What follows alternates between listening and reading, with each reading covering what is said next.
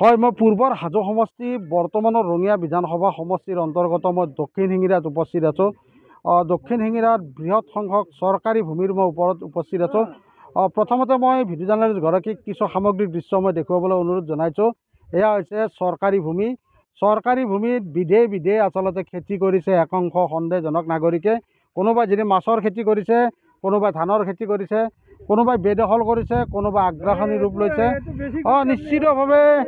নিশ্চিতভাৱে মই দেখুৱাইছোঁ আমাৰ এই যি বেদখলকাৰীসকলৰ একাংশ কিছু দৃশ্য মই দেখুৱাইছোঁ।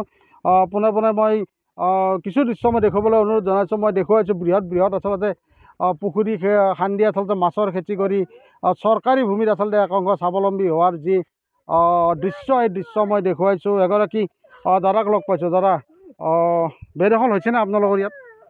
বেদখল বৰ্তমান চৰকাৰী মাটি খাই আছে, যদি কোনেও বেদখল কৰা নাই।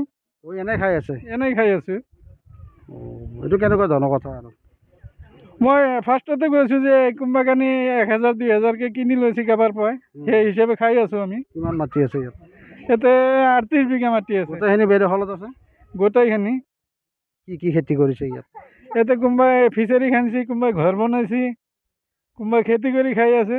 এই চিষ্টেম। আৰু আপোনাৰ হাতত কেইবিঘা আছে? মোৰ হাতত 1 বিঘা আছে।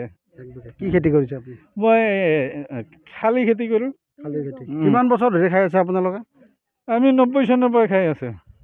কিমান টকাত কিনিছিল? মই 5000ত কিনিছিলোঁ। বহুত টকা উৎপাদন কৰিলে। প্ৰায় 25 বছৰ আপোনালোকে চৰকাৰী মাটি খাইছে। কোনোবা ইয়াত মণ্ডল বা কোনোবা আহিছিল নে ইয়াত? নাই, এতিয়ালৈকে অহা নাই।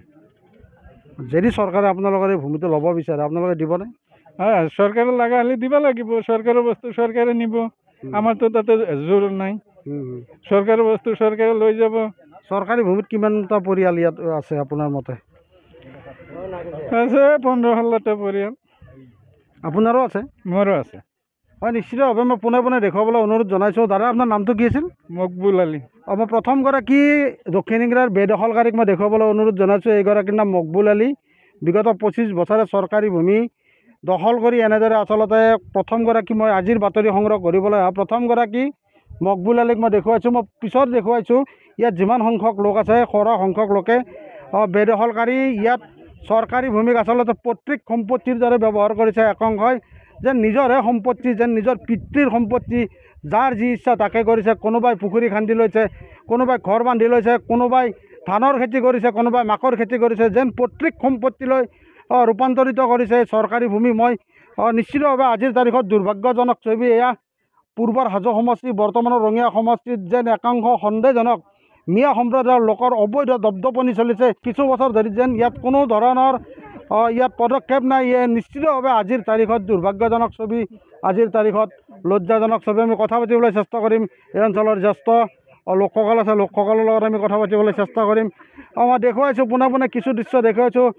বৃহৎ বেদখল ইয়াত পৰিলক্ষিত হৈছে। মই কেইবাগৰাকী নেতা আছে বা কেইবাগৰাকী স্থানীয় লোক আছে, লোকসকলৰ লগত আমি কথা পাতিবলৈ চেষ্টা কৰিম। সঁচাকৈ দুৰ্ভাগ্যজনক ছবি। যেন চৰকাৰী ভূমিত তেওঁলোকে বিধে বিধে খেতি কৰিছে, বেদখল কৰিছে, লুণ্ঠন চলাইছে, কাটি তহিলং কৰিছে। লজ্জাজনক ছবি। আপোনাৰ অঞ্চলত কি ক'ব দাদা? হয়, একচুৱেলি বহুত দুখ লগা ঘটনা। এই ক্ষেত্ৰত হয়তো আমি অসমৰ মুখ্যমন্ত্ৰী মাননীয় মহোদয়ক একচুৱেলি অৱগত কৰা নাছিলোঁ।